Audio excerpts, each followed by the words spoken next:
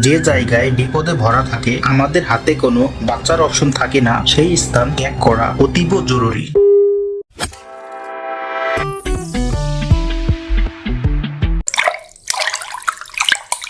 একদিন টুনা একটি পুকুর থেকে মাছ ধরছিল। দুটি মাছ টুনা পেয়ে গেল।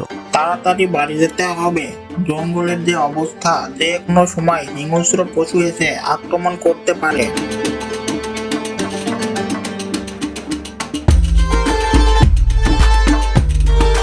টুনা মাছগুলি নিয়ে ভয়ে ভয়ে বাড়ি ফিরে গেল। বাড়ি গিয়ে দেখে টুনি 5টি ছানা নিয়ে বসে আছে। তোমাকে কেউ ঘরে আসতে দেখেনি তো? না গো, কেউ আমাকে দেখেনি। কেউ যেন জানতে না পারে আমার 5টি ছানা নিয়ে এখানে বাস করি, নইলে জঙ্গলের শয়তান শিয়ালটা আমার বাচ্চাদের খেয়ে নেবে। আমি জানি এসব, তাই তো ঘরে ঢোকার আগে চারপাশ দেখে ঢুকি। মাছগুলো দাও, সবাই মিলে একসাথে খাই। সবাই খাওয়া শেষ করলো। দাও, আমি পানি নিয়ে আসি।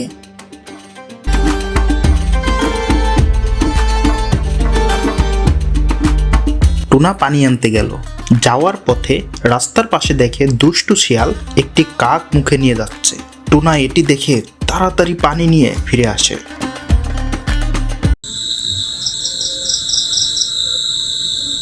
সন্ধ্যা হয়। টুনা সন্ধ্যার পর থেকে বসে থাকে। টুনি ছানাদের নিয়ে ঘুমিয়ে থাকে আর টুনা পাহারা দেয়। এভাবে কিছুদিন কাটে। একটি ছানা তার মাকে বলে, মা, তুমি আমাকে ঘরের বাইরে খেলতে যেতে দাও না কেন? সারাক্ষণ ঘরে থাকতে যে আমার ভালো লাগে না মা।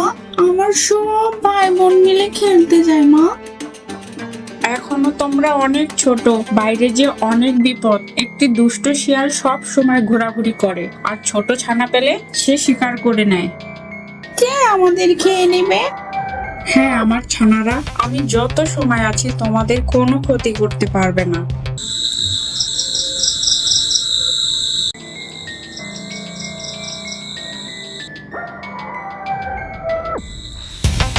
একদিন রাতে হঠাৎ টুনি কান্না শুরু করলো।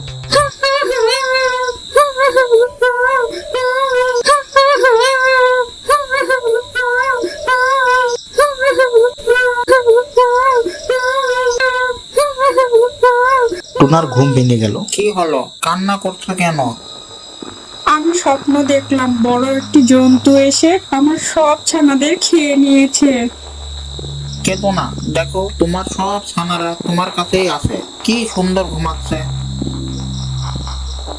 হ্যাঁ, তাই তো দেখছি। এই কথা বলতেই হঠাৎ বাইরে একটি পায়ের শব্দ শোনা যায়। টুনা পায়ের শব্দ শুনে দরজা কিছুটা খুলে দেখে বাইরে একটি শিয়াল দাঁড়িয়ে আছে।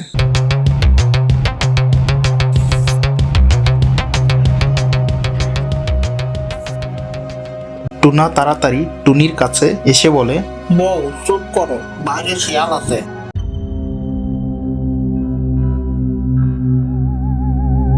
এই ঘরে টুনি ছানা আছে, এদের ব্যবস্থা করতে হবে। আজ যাই, কাল থেকে চোখে চোখে রাখবো। এরপর তারা ভয়ে ভয়ে শুয়ে পড়ল।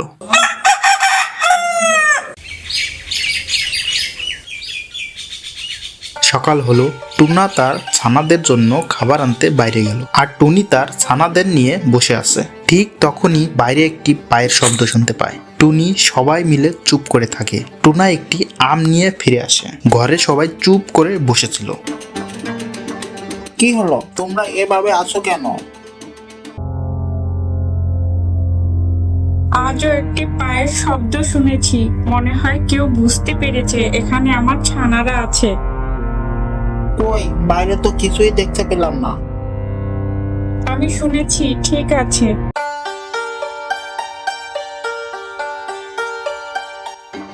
এভাবে আরো কয়েকদিন কেটে যায়, কিন্তু তারা আর কোনো পায়ের শব্দ না পেয়ে দুজনেই ভাবে সব বিপদ কেটে গেছে। একদিন তারা ছানাদের ঘর থেকে বের করে উঠানে সবাই খেলা করে, সবাই অনেক খুশি।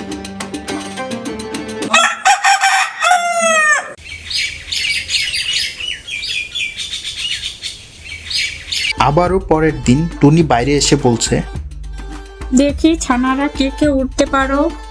হ্যাঁ, তোমরা উঠতে পারলে তোমাদের কিছুটা বিপদ কেটে যাবে। আমি উড়ো তাহলে।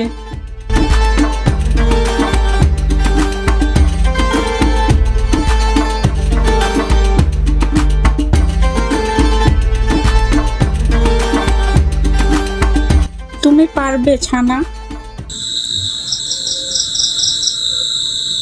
এভাবে সন্ধ্যা নেমে এলো, সবাই ঘরে গিয়ে ঘুমিয়ে পড়লো।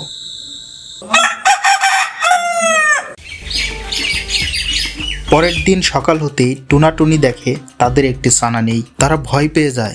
কি হলো, আমার বড় ছানাটি কোথায় গেল? চলো তো বাইরে দেখি। তারা বাইরে গিয়ে দেখে বড় ছানাটি একটি গাছের ডালে বসে আছে। নেমে এসো ছানা, তুমি না বলে এখানে এসেছো কেন? ছানাটি নেমে আসলো। তারা ছানাকে নিয়ে ঘরে গেল আর সবাইকে বলল, তোমরা কখনো একা ঘরের বাইরে যাবে না। কখনো যেতে ইচ্ছা করলে তোমার মাকে সাথে নিয়ে যাবে। কে জানে কখন কি বিপদ আসে।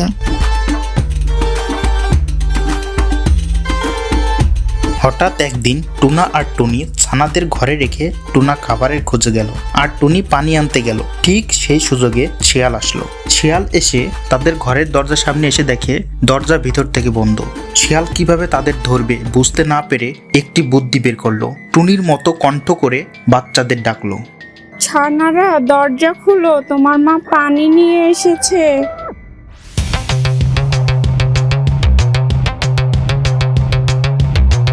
বড় ছানাটি দরজা খুলতেই দেখে বাইরে শিয়াল দাঁড়িয়ে আছে। সে ভয়ে চিৎকার করে, বাঁচাও বাঁচাও, মা তুমি কোথায়? শিয়াল ঘরে ঢুকে পড়ে। সে 3টি ছানাকে ধরে ফেলে আর বাকি 2টি ছানা উড়ে গাছের ডালে বসে থাকে। শিয়াল 3টি ছানা খেয়ে তাড়াতাড়ি চলে যায়। তখন টুনি এসে দেখে 2টি ছানা গাছের ডালে। তোরা ঘর থেকে বের হলি কেন? মা, শিয়াল এসেছিল, আমার ভাই বোনদের খেয়ে নিয়েছে। হায় কপাল, এটা কি হলো? আমার সব শেষ হয়ে গেল রে। টুনি কান্না শুরু করলো। এর মধ্যে টুনা ফিরে আসলো। কি হয়েছে টুনি? আমাদের ছানা 3টিকে খেয়ে নিয়েছে দুষ্টু শিয়াল। এই শুনে টুনা বাকি 2টি ছানার কাছে গিয়ে কান্না শুরু করলো। তারপর টুনা বলল, আর এই বনে থাকবো না। আমরা এই 2টি ছানাকে নিয়ে অন্য কোথাও যাব।